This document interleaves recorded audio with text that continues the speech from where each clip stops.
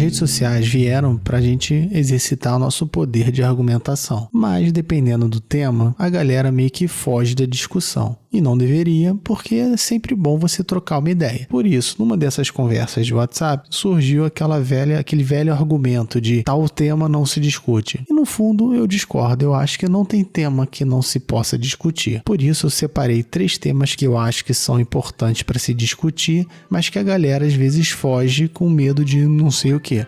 Eu espero que vocês não briguem comigo por causa disso.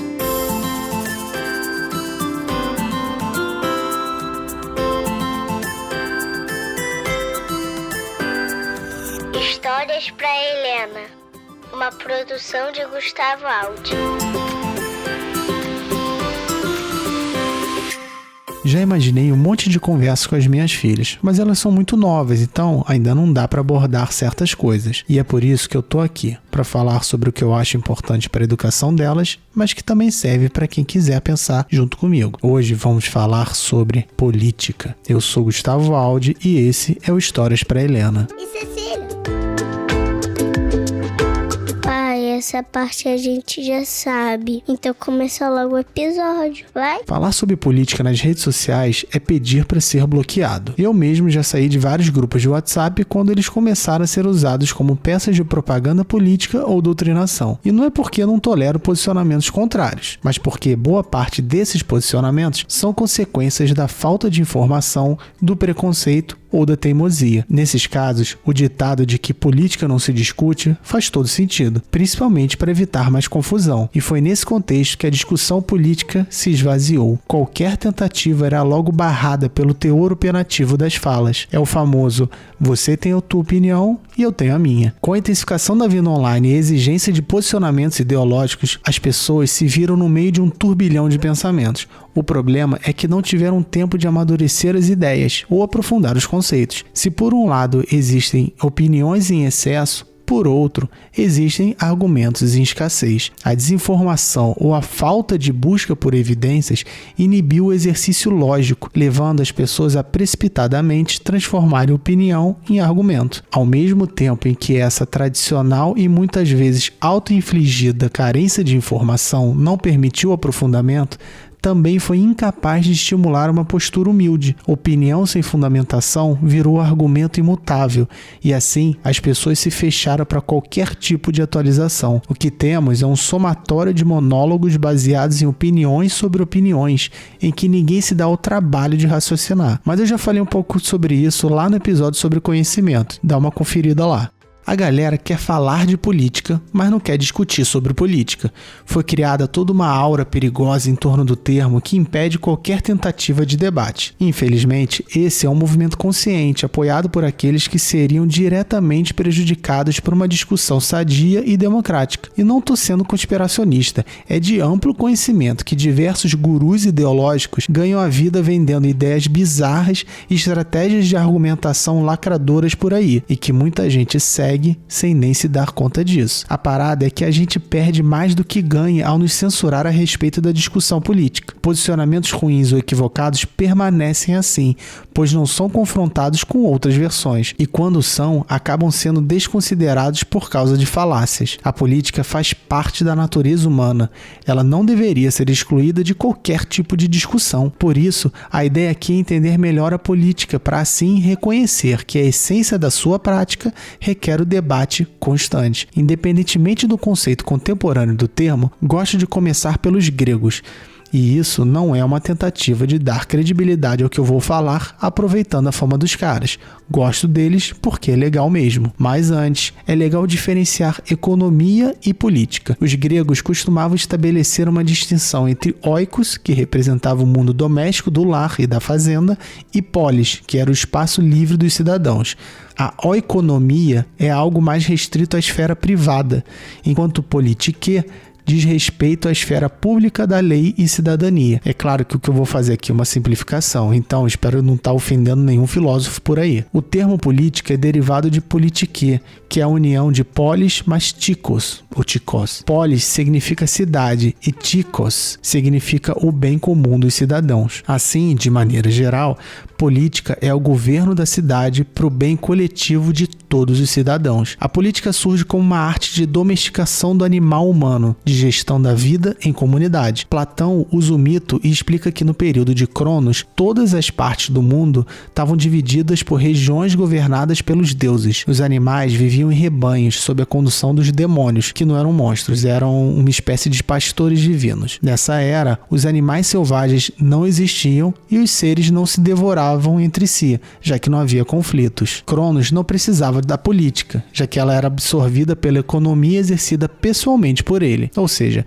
não tinha uma administração da vida, já que Cronos agia diretamente na gestão de tudo. No seu governo não existiam estados, nem mulheres ou filhos, a reprodução era desconhecida, já que os homens nasciam da terra e viviam ao ar livre, rodeados por uma vegetação frondosa e numa temperatura perfeita, sem necessidade de vestimentas ou casas. Dito assim, é bem fácil perceber que Platão se amarrava nessa configuração e tinha uma visão bem positiva desse mundo sem política e inteiramente econômico, chefiado por uma espécie de pastor. A política só aparece quando uma guerra civil entre as espécies é desencadeada por causa da retirada dos deuses do governo direto do mundo. Tipo, quando os grandões saíram, o bicho pegou por aqui.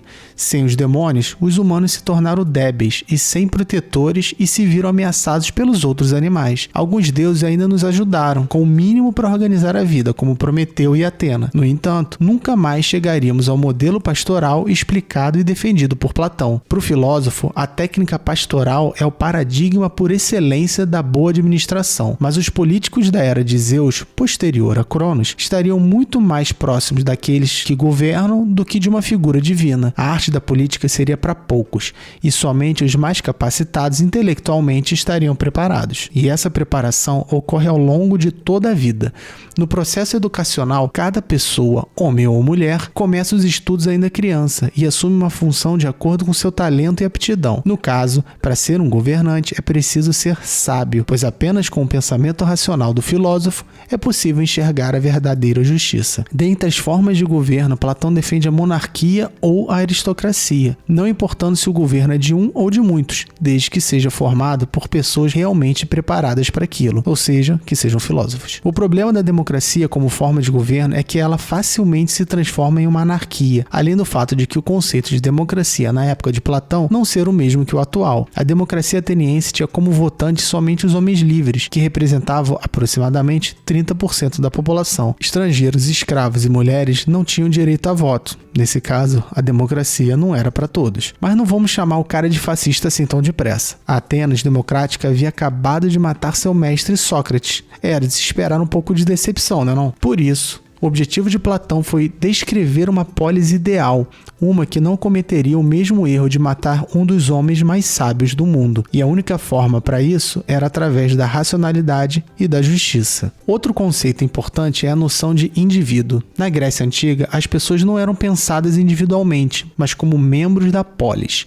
Para Platão e Aristóteles, a ética e a política são as ciências por excelência, sendo a ética a doutrina moral do indivíduo e a política a doutrina moral da sociedade. Na filosofia aristotélica, a ética está preocupada com a felicidade individual do homem, enquanto a política se encarrega da felicidade coletiva da polis. É tarefa da política, então, descobrir quais as formas de governo e instituições assegurarão essa felicidade na cidade. E para chegar nela, Aristóteles faz um caminho gradual. Segundo ele, a comunidade constituída naturalmente para a satisfação das necessidades cotidianas é a casa, aquele oikos que a gente falou antes. A comunidade constituída por várias casas para satisfazer necessidades não cotidianas é a aldeia. E, finalmente, a comunidade perfeita de várias aldeias para se viver bem é a cidade. Nesse esquema, o indivíduo é o ponto de partida como integrante da família, mas não possui muita importância. Na família, ele garante a sobrevivência. Na tribo, garante a segurança.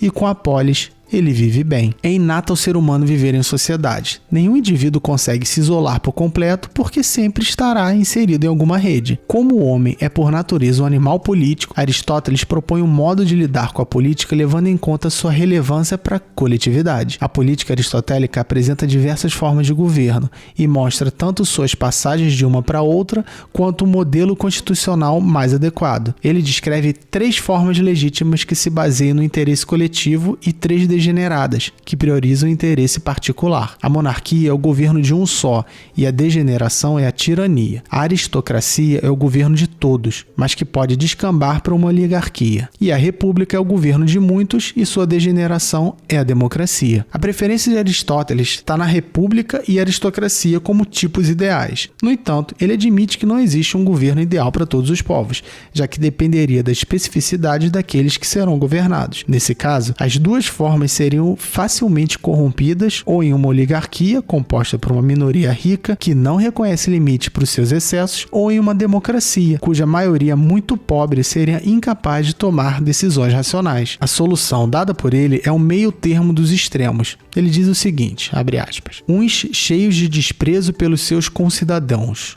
os outros cheios de inveja, sentimentos estes que estão bem longe da benevolência e do caráter de sociedade que fazem o verdadeiro cidadão. A cidade deve ser formada tanto quanto for possível de cidadãos iguais e semelhantes. É o que se encontra nas situações médias. É preciso, pois, que o estado mais feliz seja o estado composto desses elementos que dele formam a base natural.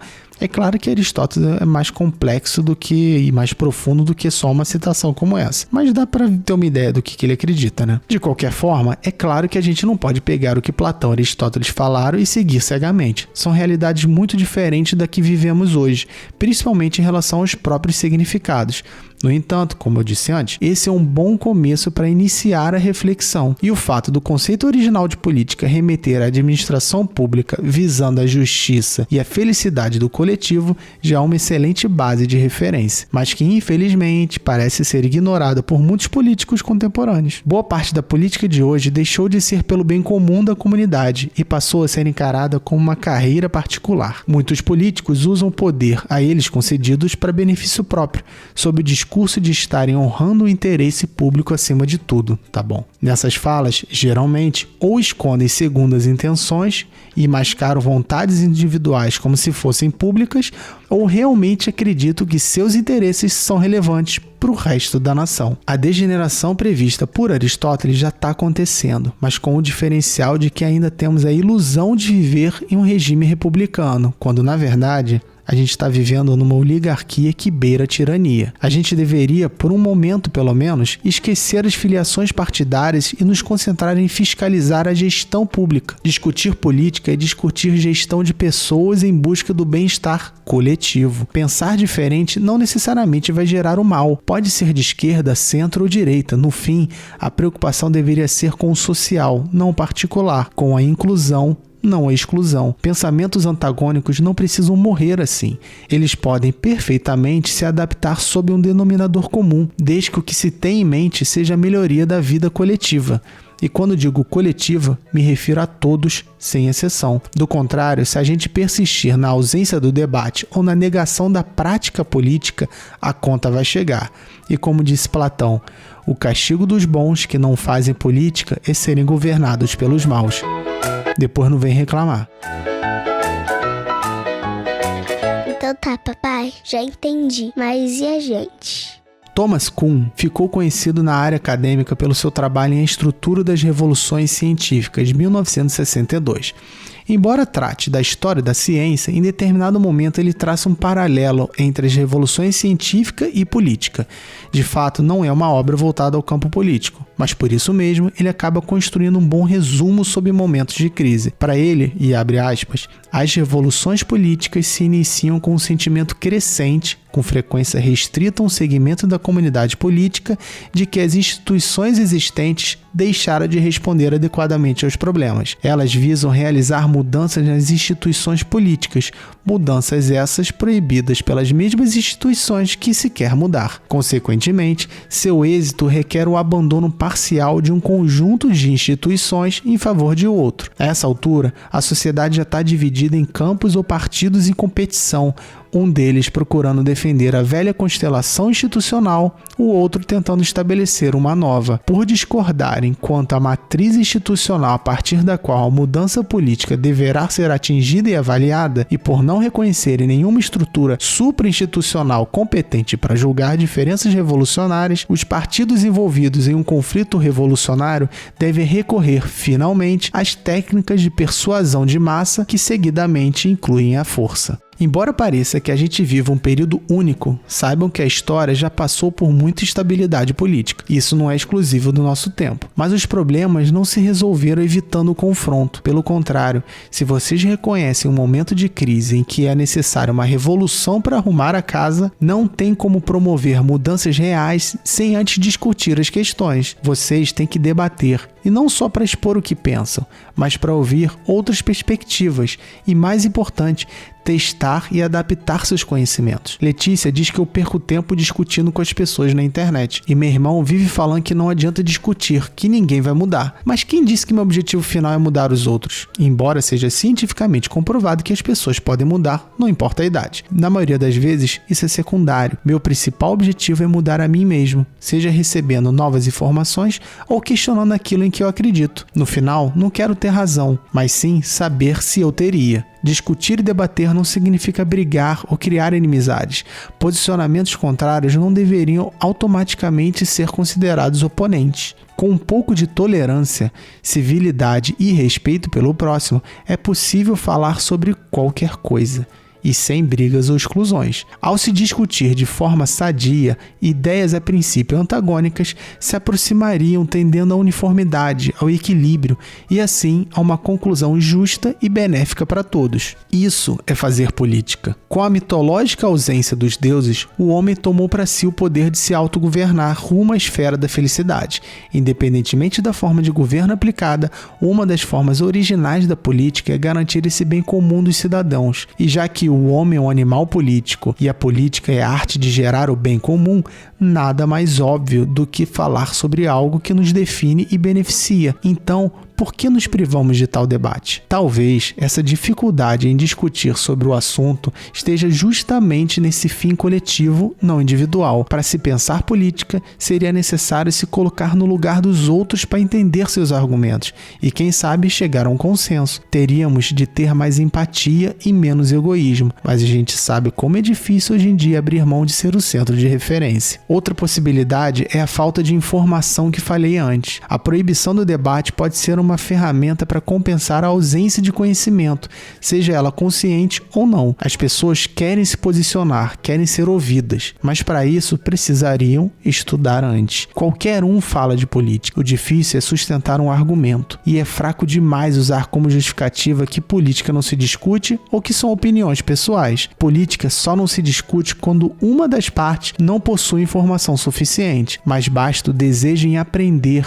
que a discussão volta a fazer sentido. Vocês vão ver, é extremamente prazeroso conversar com pessoas que valorizam o conhecimento, que querem preencher e aceitam ser preenchidas. Por outro lado, verão também o quanto é decepcionante falar com alguém totalmente fechado. O que vocês nunca devem fazer é colocar opinião e argumento no mesmo saco. A priori, todos podem ter opinião, mas quando alguém apresenta argumentos baseados em evidências, como extensa pesquisa, falas de especialistas ou estudos específicos, não é certo se fechar ao diferente só porque não corresponde às suas crenças iniciais. E um lembrete, por mais que queiram, outra pessoa com a mesma opinião que vocês não é prova de que o pensamento estava certo. É apenas mais uma fala sem embasamento. Antes de discutir, é preciso conhecer o tema. Memes, textos, áudios e vídeos anônimos de WhatsApp não são fontes confiáveis. Tirem o bumbum do lugar e realmente pesquisem sobre o assunto antes de compartilhar suas ideias ou de compartilhar as ideias dos outros. E meu objetivo não é calar ninguém.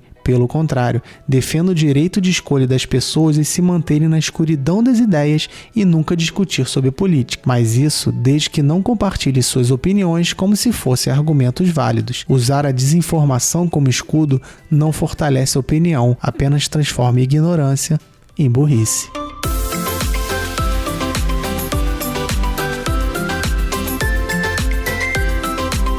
essa foi a primeira parte do Histórias para Helena sobre política. Na continuação, a gente ainda vai tratar um pouco mais sobre política, só que dessa vez eu não vou estar sozinho, beleza? Então a gente se vê lá. Não se esqueça de seguir as redes do Histórias para Helena e assinar os agregadores, tá? Spotify, Deezer, Google Podcast, o que for. E se eu fosse youtuber, eu ia te pedir o like, mas eu não sou. Então um sorriso para mim já basta. Valeu!